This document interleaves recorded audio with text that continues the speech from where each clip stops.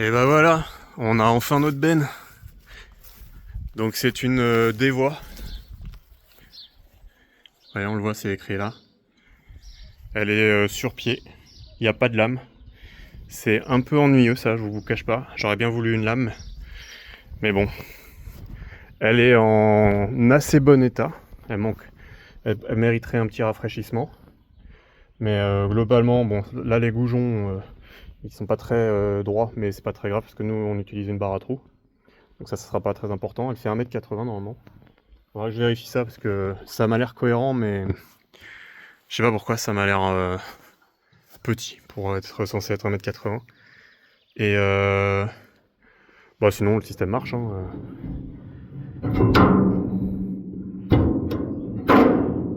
Voilà, donc ça marche, c'est très bien.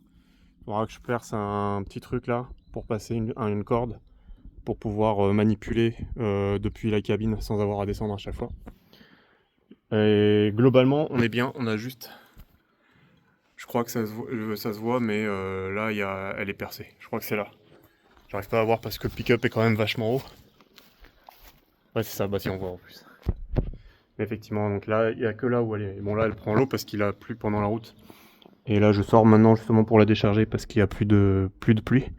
Mais donc, globalement, il n'y a que là qu'elle est percée. Faudra que je regarde à quel point exactement. Parce qu'en vrai, de l'extérieur, elle a l'air à peu près ok. Là, on voit pas le trou, mais en vrai, il y a un trou. Je crois que c'est par là. Non, c'est là. Juste à la bordure, là. Donc, bon, elle est pas très épaisse.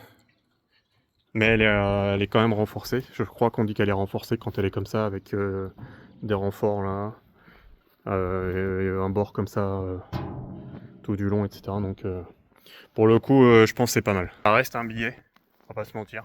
C'est moins de 500 balles, mais quand même. Après, en 1,80 comme ça, en neuf, je sais même pas, je crois que c'est 1000 ou 2000 balles, un truc comme ça. Bon. En vrai, celle-là, elle est quand même en assez bon état. Personnalisation des soupapes. des, voilà, les valves de soupape pour fermer, pour tenir la porte. Donc ça, c'est bien aussi qu'il y ait une porte. Non, en vrai, elle est pas mal. Je suis plutôt content. Donc voilà, là, le but du jeu, ça va être de prendre le Jean-Jean. Je ne pense pas pouvoir la benne suffisamment haut pour qu'elle... juste que j'ai juste à la transporter. Donc je vais la soulever. Je vais espérer que le Vincent, il arrive à avancer. Parce que bon, là, c'est full terre, en plus c'est humide et tout, donc il va peut-être même pas y arriver. Et puis bah si c'est pas le cas, bah faudra que je réoriente. Donc je le mettrai dans ce sens-là. Et je viendrai dans ce sens-là avec le Jean-Jean pour soulever la benne. Et là je pourrais compter sur la descente pour sortir le Vincent de là-dessous. Parce que j'ai beaucoup de problèmes ici sur mon terrain, tout est en pente. Et du coup c'est toujours un peu compliqué de manipuler des choses dans le coin avec des véhicules. Moi j'ai déjà eu un camion à quasiment pas pouvoir venir ici. Le Vincent, il arrive pas forcément à monter jusqu'ici non plus.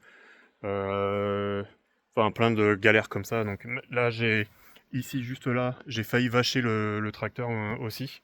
Ça a été compliqué de le ressortir. Donc voilà, plein de galères comme ça. Bon là je pense que globalement j'ai des solutions donc ça va, mais c'est toujours des choses que je dois prendre en compte. Je vous avoue c'est assez fatigant. J'aimerais bien, moi, comme plein de gens, avoir des terrains plats et comme ça, voilà. Parce que moi, j'ai rien qui est plat. Hein. Là, le hangar, il est pas plat parce que c'était des anciennes stabules, donc il y a une légère pente pour pouvoir vider tout ce qui était lisier, fumier, etc. Faciliter le nettoyage également. Dans la grange, là, il n'y a rien qui est plat. Il y a une pente, c'est même pas droit et après penché. Non, non, non, c'est à moitié rond et tout. Enfin bref, c'est plein de choses comme ça, très compliquées, c'est chiant. Vraiment, je vous le dis, c'est chiant. Bref. Et ça coûte très cher, tout ça, comment on dit, de faire des travaux pour changer ça. Bref, on va se mettre au boulot.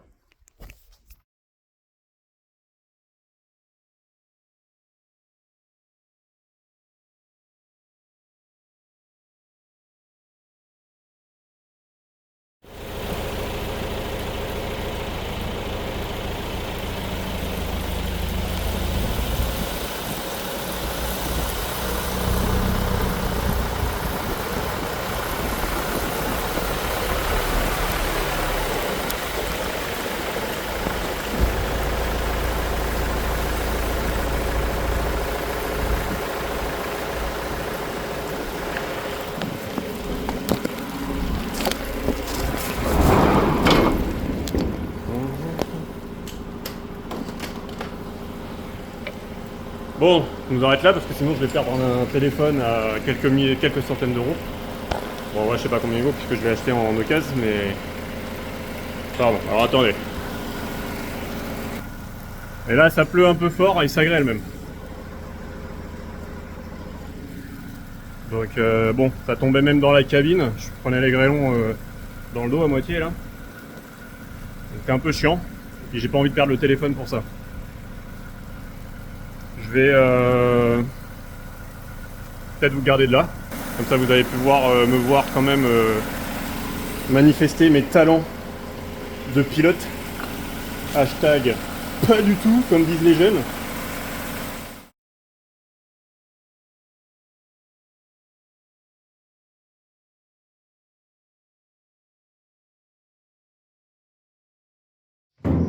Et ben nous y voilà. Bon, ça a été plus compliqué que prévu. Parce que je sais plus si je vous l'ai dit, mais elle est sur pied. Et du coup, eh bien, malgré les pieds déjà, à l'arrière, mon tracteur n'arrive pas à descendre assez bas par rapport à la benne. Ça, c'est la première chose. Faut passer la barre à trous.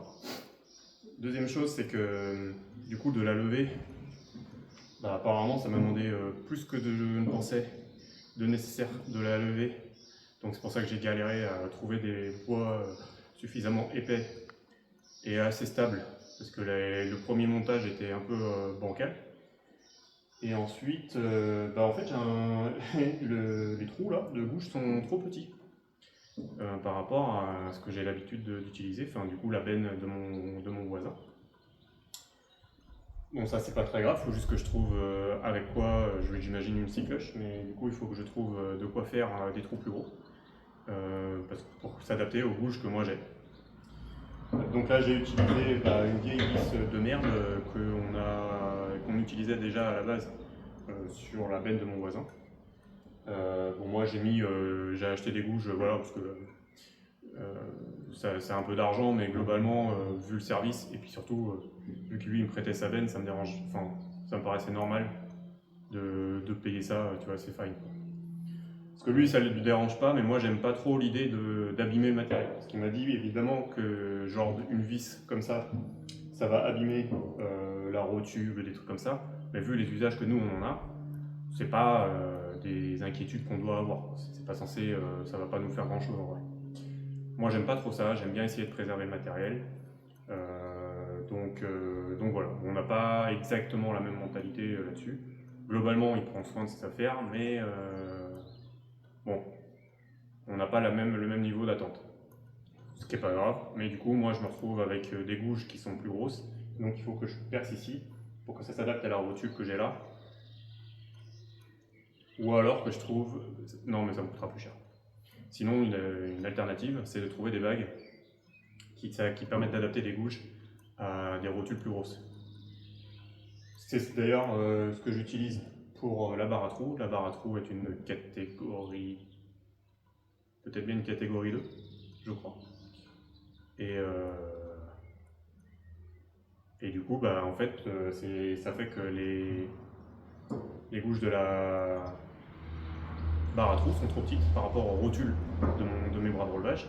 Et donc, j'ai acheté des bagues qui permettent de combler le trou. Et du coup, ça vous fait. Voilà, c'est des standards. Hein, donc, du coup, pour telle taille de gouge, et bah, tu as une bague qui permet d'adapter ton truc à des barres, à des trous plus gros pour les bras de relevage ou autre.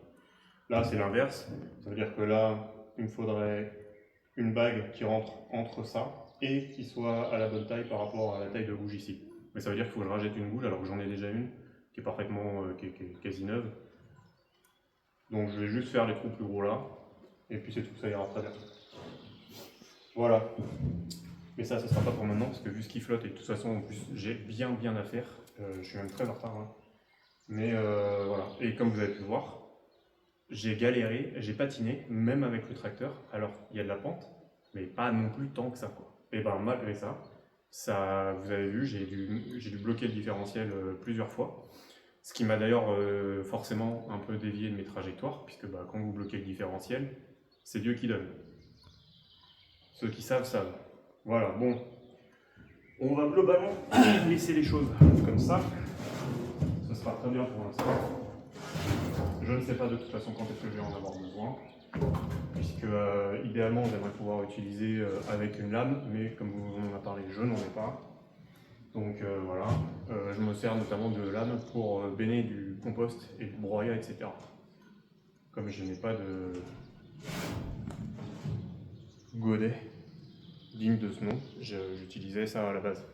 Et là, j'ai des pieds, j'ai pas de lame, c'est un peu compliqué. Donc je vais voir comment je vais faire. Pour l'instant, parce que même mettre une lame là, ça va pas être aussi simple. Parce que là, il y a les systèmes les pivots de la porte, qu'en fait, là, elles baignent comme ça. Et du coup, moyen quoi.